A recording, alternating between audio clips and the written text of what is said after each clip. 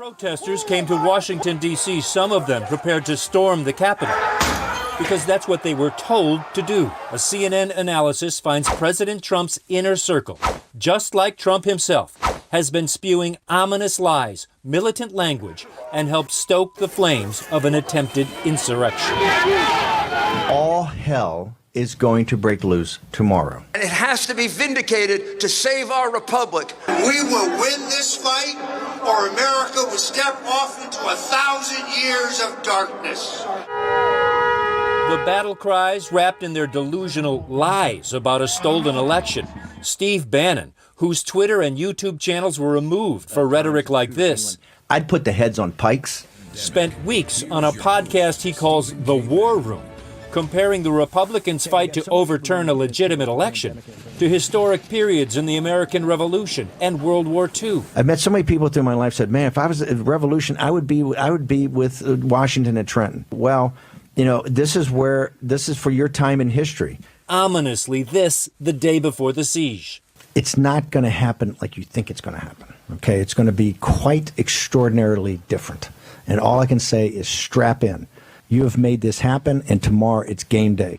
The president's own lawyer, a constant war room guest with nonstop disinformation about election fraud. We should have stood up to Hitler. Stand up to these people, it'll stop. All the president's liars were all on the same page. January 6th would be monumental. Let's have trial by combat.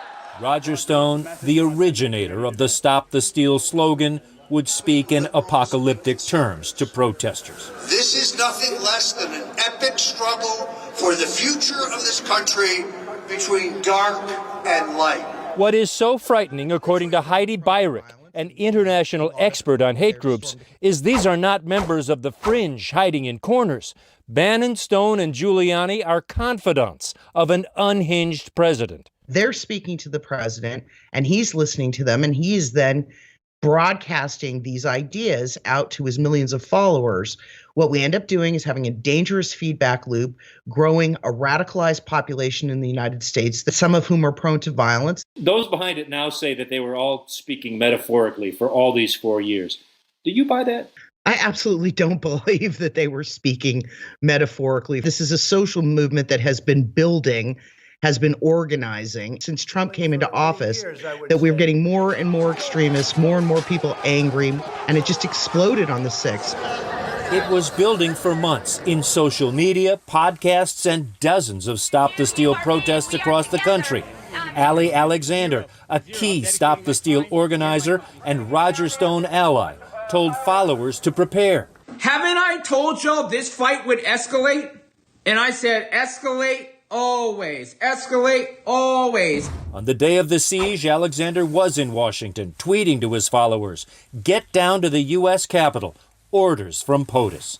I was tracking the Stop the Steal movement for months, and it began to feel like a cocked rhetorical gun pointed at the Capitol and that day. That day, January 6th, before a crowd of thousands, many caught in the echo chamber of delusion from Trump's inner circle would hear the president himself pull the trigger. You'll never take back our country with weakness. You have to show strength, and you have to be strong. John Scott Railton, researcher at the University of Toronto's Citizen Lab, is concerned the mob is not through. They're ready. It's what they've been prancing around in the woods, playing dress up, preparing for. And I'm just terribly worried that they weren't satisfied with what happened on the 6th, and they're going to come back for more.